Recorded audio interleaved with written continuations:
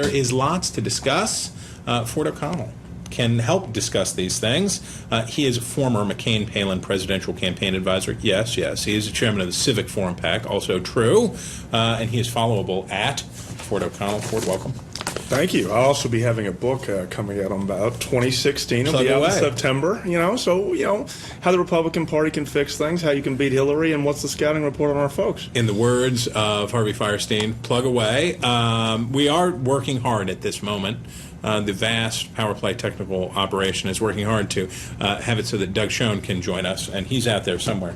But I want to get your, before we talk about Hillary and the Democrats and Biden, I want to get your take. So, handicap, if you will, the Republican field. What's Byron York wrote a piece the other day that said, well, why wouldn't Rick Santorum be the front runner? Because he's already out in Iowa. He's got the core support. Why can't he? I mean, there is no front runner, so why couldn't it be him? Well, he can't be the front runner because he's not taking aim at a stationary target like Mitt Romney, to be perfectly honest with you. We have a much more wide open field with a lot more people who really have the credentials to go forward. That's not saying that Rick Santorum can't run for president. Doesn't mean he won't do well in Iowa. He will, because in Iowa they love red meat and campaign hijinks. So it's fertile ground for him and folks like Ted Cruz. But I have to say, right now, I think Mitt Romney made a great point and Donald Trump made a great point. Stand by.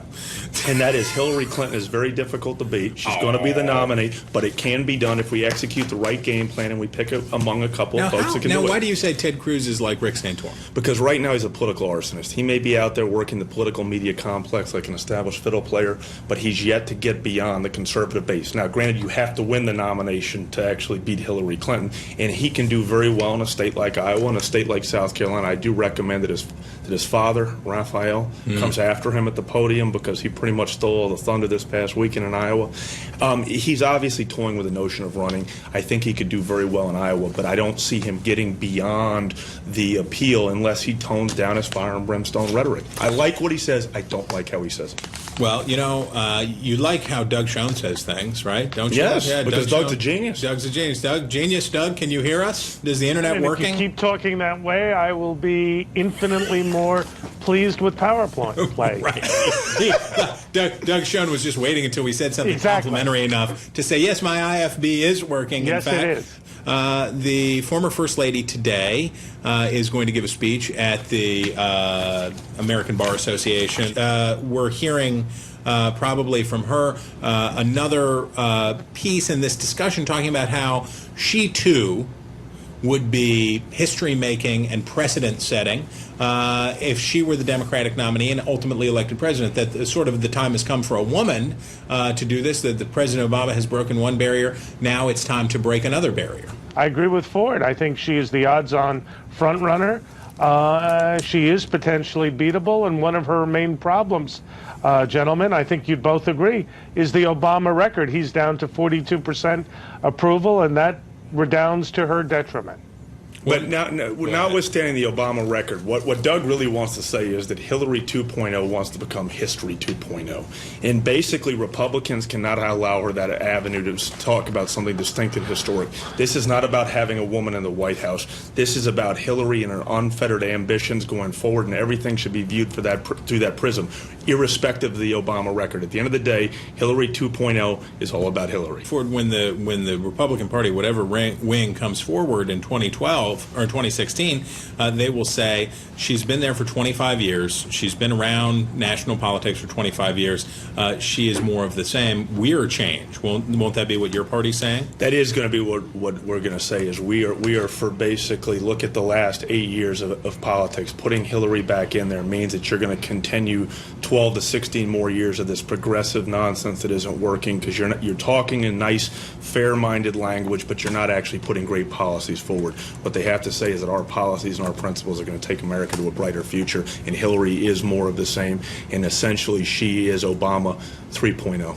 All right. Ken Cuccinelli running for governor as a Republican. He's the Attorney General already down in Virginia, and this is Power Play. Welcome back. And that ad is, if you will, an acknowledgement from the Attorney General's campaign that in what has turned into a rough and tough, ugly campaign, it's time for some softer focus, some softer edges.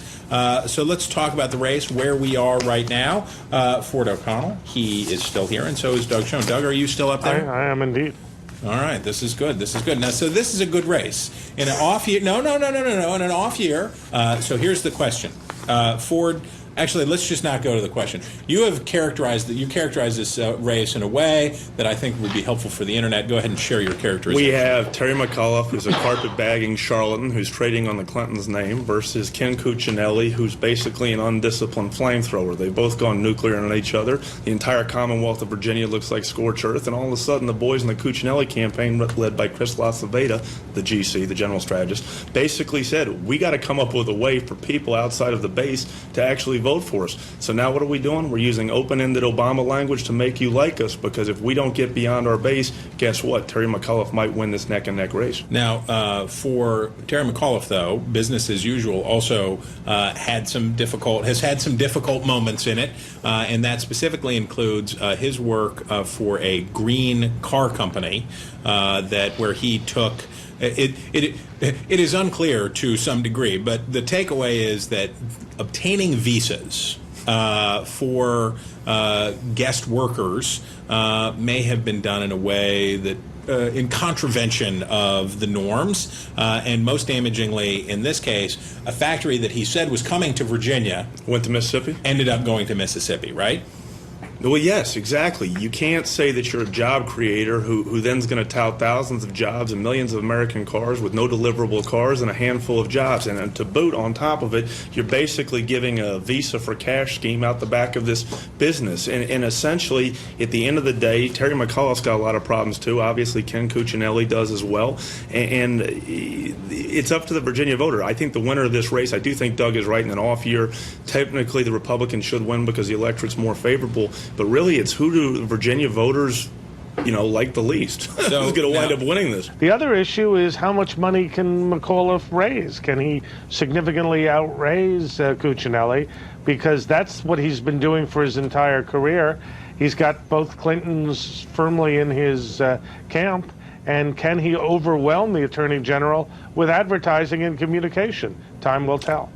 Well, and that's one thing he's definitely trying to do, particularly in his base of Northern Virginia, Doug. But one thing that did shock me, I guess it was this morning or yesterday morning, the Washington Post, no ardent fan of Republicans, basically, outed Terry McAuliffe with respect to his business dealings, because one of the big things that Terry's been out there promoting is jobs. And basically, we look through whether it's Franklin Pellets or Green Tech, we're looking through and we're saying that record is very questionable indeed. It's going to get worse. Now, however many positive ads Ken Cuccinelli and Terry McAuliffe run, it's going to get rougher and tougher out there. The only people that I know are going to win in this election are local television stations and campaign consultants. That is one guarantee that I can make. Doug, I can also guarantee that the internet will not be sorry to ever watch Political Insiders. Well, thank you, Chris.